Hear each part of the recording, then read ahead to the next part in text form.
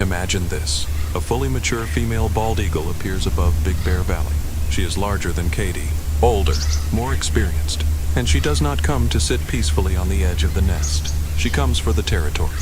She drops toward the twin pines tree. Katie reacts. The stranger refuses to leave. And suddenly the peaceful story millions of people watched throughout August becomes something completely different. A territorial challenge. Now there is only one question. What does Shadow do? Does he launch from the perch and fight beside Katie? Does he place himself between her and the intruder? Does he defend the young eagle viewers already see as his new partner? Or does Shadow simply watch? That possibility may sound almost unthinkable to anyone who has spent the last few weeks watching Shadow and Katie sitting quietly together. But it exposes one of the biggest mistakes we make when watching wild animals. We assume that if two animals appear close to one another, one must now protect the other. We see companionship. We imagine loyalty. We see a male beside a female. We imagine a promise. But bald eagles do not live by human ideas of romance, loyalty, betrayal, or chivalry. And if winter brings a serious territorial challenge to Big Bear Valley, the question may not be, does Shadow love Katie enough to protect her? The real question may be, what kind of relationship have these two eagles actually built by then? Because August has shown us tolerance, winter may show us commitment, and those are not the same thing. Throughout August, the images were almost impossible not to romanticize. Katie beside Shadow, Katie entering the nest, Katie moving sticks, Katie touching him, Shadow allowing her to remain close. At times they appeared so comfortable together that viewers naturally began imagining the next chapter before nature had written it. Shadow had chosen Katie. Katie had found a home. A new pair had formed. Maybe Big Bear had already found its next resident female. But summer is the easy part. The difficult part comes when the territory begins to matter again. And to understand why we need to go back to July, before Katie became a familiar face, before the gentle interactions, before anyone imagined a new pair.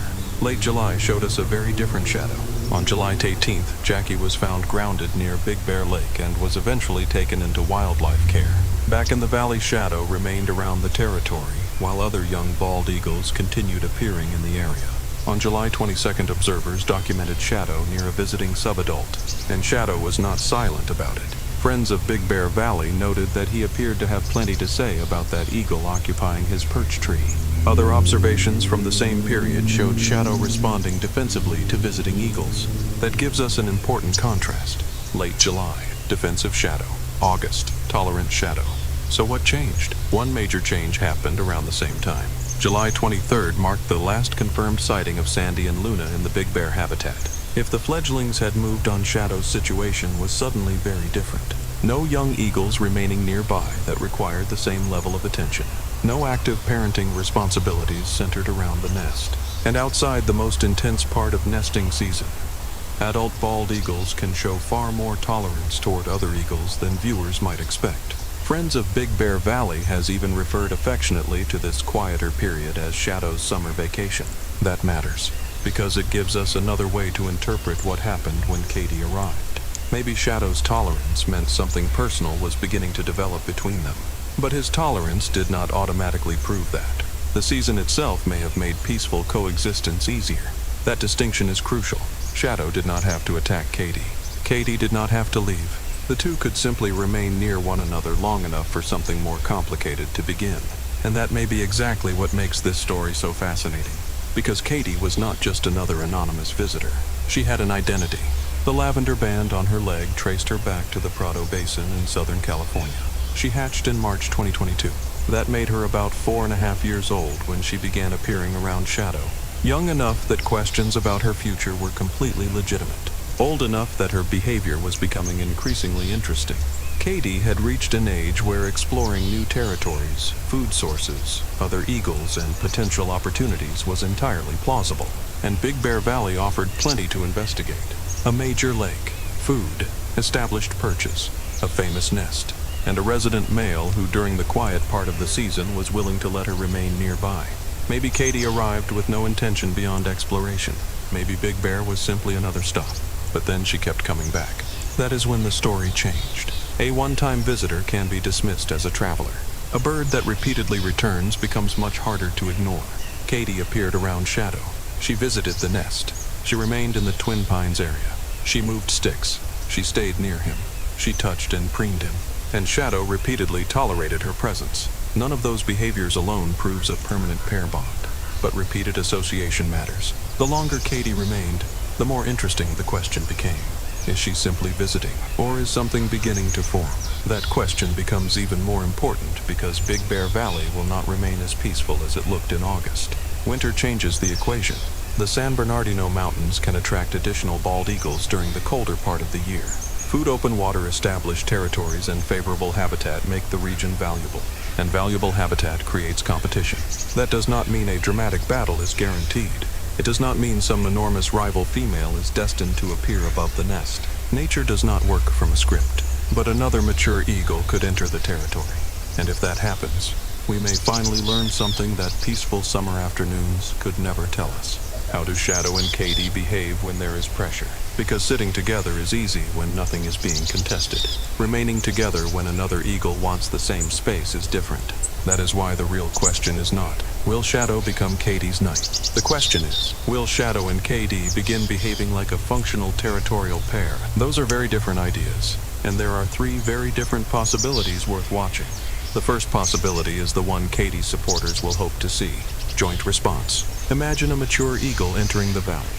Shadow notices, KD notices, and instead of acting as two independent birds occupying the same area, both respond. They vocalize. They move toward the intrusion.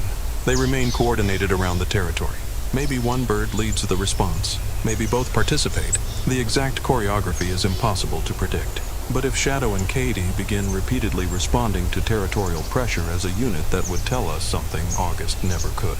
KD would no longer look like a visitor who is simply tolerated. She would be acting like a bird invested in the same territory, and Shadow would be behaving alongside her. That would be important, not because one dramatic confrontation magically proves an eternal pair bond. Nature offers no such simple test, but repeated cooperation would become powerful evidence that their relationship had progressed. August showed proximity. Territorial cooperation would show investment. And if that pattern continued alongside nestwork courtship behavior and continued association as breeding season approached, the case for KD becoming Shadow's functional partner would become far stronger. But there is a second possibility, and this is the one that may be hardest for viewers to watch. KD is challenged, and Shadow does not become the protector people expect. A female rival enters. KD responds. The interaction becomes tense, and Shadow remains nearby without clearly placing himself between the two birds. Would that mean Shadow betrayed KD? No. That word would tell us more about human expectations than eagle behavior. Territorial conflict does not always resemble a human rescue story. Shadow may respond primarily to the threat posed to the territory. KD may have to establish her own ability to remain there. And if another female directly challenges KD, the outcome may depend heavily on how KD responds. Does she stand her ground? Does she retreat? Does she return later? Does the conflict escalate? Does Shadow become involved? We do not know. And that uncertainty is exactly what makes the possibility so important. Because KD's future in Big Bear cannot ultimately depend only on Shadow allowing her to sit beside him. If she is going to become a resident eagle in this territory, she may eventually have to demonstrate that she can function under pressure herself. That is a very different test from moving sticks in August.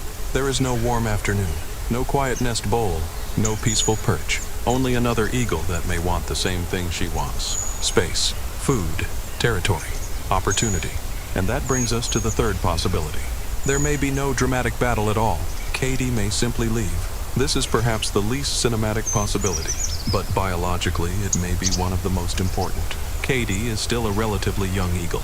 Young bald eagles move. They explore. They investigate habitats. They appear somewhere for days or weeks and then continue elsewhere. Big Bear may become KD's permanent territory, or it may become one important chapter in a much longer journey. If conditions change, if competition increases, if KD finds another habitat more attractive, or if she simply continues dispersing, she could leave the valley without any final confrontation. One morning she could be there, and then she might not return. For viewers who have already become attached to her, that would feel like a loss. But for KD, it might be nothing more than movement, exploration, survival, maturation. Another step toward wherever she eventually establishes herself as an adult. And if KD does leave, that would not mean everything we watched in August was meaningless. Those interactions happened. Shadow tolerated her. KD repeatedly returned. They shared space. They vocalized. They spent time near one another. Something real occurred. The mistake would be assuming that something real must automatically become something permanent. Wildlife gives us moments. Humans often turn those moments into contracts. Nature never signed them. That is why the August 19th decision by Friends of Big Bear Valley to give KD1 the name Katie was so interesting. The organization broke from its usual caution about naming visiting eagles. Katie had become recognizable. Viewers were following her. Her lavender band gave her a known identity, so she received a name. But the announcement contained an important phrase. They were naming Katie whether or not the eagle ultimately decided to stay in the area. Those words matter, not because the observers knew Katie would leave. They did not. And not because they expected some dramatic winter battle. They did not say that either. The phrase mattered because it acknowledged uncertainty. Katie was important enough to name, but her future was still unwritten. She might stay. She might leave. The relationship with Shadow might deepen. Or it might remain a temporary association between two wild eagles whose lives happen to overlap during one extraordinary season. That is still the position we should begin from. Not certainty, observation. And winter may give us far better evidence than summer did. There are 3 things worth watching closely. First, does Katie keep returning? Every additional week matters. Visitors come and go. A bird that repeatedly chooses the same territory is telling us something through behavior. If Katie continues appearing beside Shadow as the season changes, her continued presence itself becomes significant. Second, does their cooperation around the nest increase? Moving a stick during a casual August visit is interesting. Consistently participating in nest preparation as breeding season approaches would mean something very different. If Katie repeatedly works around the nest with Shadow, if both birds begin investing time and energy into the structure, the context changes. And third, how do they respond to pressure? This may be the biggest question of all. Another eagle approaches. Food becomes contested. The nest becomes more valuable.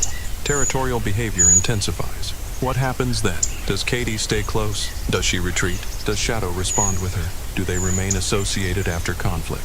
Do they begin behaving less like 2 birds sharing space, and more like 2 birds holding the same territory? That is the test August could never give us. And this is why the idea that Shadow must either fight for Katie or abandon Katie is too simple. The reality could be much more interesting. Shadow may defend the territory without acting as Katie's personal bodyguard. Katie may respond independently. Both may participate. Neither may engage dramatically. A rival may leave without serious conflict. Katie may disappear before any challenge ever happens. Wild behavior rarely follows the clean storyline we want. But that does not make it less dramatic. It makes it real. And the possibility of a mature rival female entering this story raises another uncomfortable question. How ready is Katie? At roughly 4.5 years old, she is younger than many fully established adult bald eagles. She looks increasingly adult. Her head is whitening. Her body is full-sized. But age still matters when comparing a younger eagle with a mature bird that may have spent years occupying or contesting territories. That does not mean Katie would automatically lose. It does not mean she lacks the ability to hold Big Bear. We simply do not know yet, and that uncertainty is the story. Katie does not need us to declare her weak. She does not need us to declare her queen. She only needs the opportunity to show us what she does. That is why winter matters. Not because winter guarantees violence. Not because Shadow suddenly becomes a different animal on a specific calendar date. But because the seasonal context changes. Competition can increase. Territorial value changes. Nest activity can become more meaningful. Behaviors that looked ambiguous in August may become easier to interpret. A shared perch becomes repeated association. A stick becomes serious nest work. A visitor becomes a resident. Or a visitor leaves. By then, the cameras may begin giving us answers. And perhaps that is what makes Katie's story more compelling than the fairy tale version.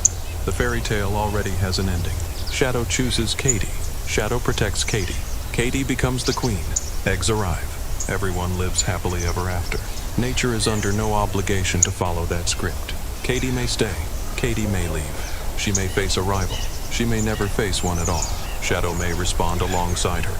He may respond differently than viewers expect. Another eagle may change everything. Or the relationship between Shadow and Katie may deepen quietly. One return, one shared perch, and one nest visit at a time. We do not know, and for once not knowing is more powerful than pretending we do. Because if a mature female eventually does appear over Big Bear, if KD launches, if Shadow reacts, if the peaceful summer suddenly becomes a territorial test, millions of viewers will be watching the same question unfold in real time. Not, does Shadow love KD, but have these two eagles become a team? And that answer will not be written in comments. It will not be decided by viral headlines. It will not be revealed by one tender moment in August.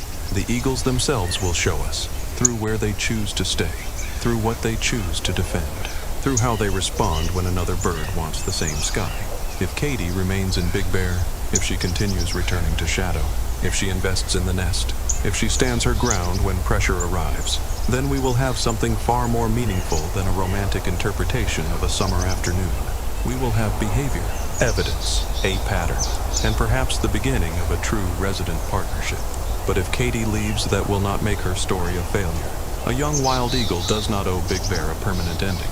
She may simply continue becoming the bird she was always meant to become somewhere else. Either outcome belongs to nature, and perhaps that is the real lesson hiding inside this story.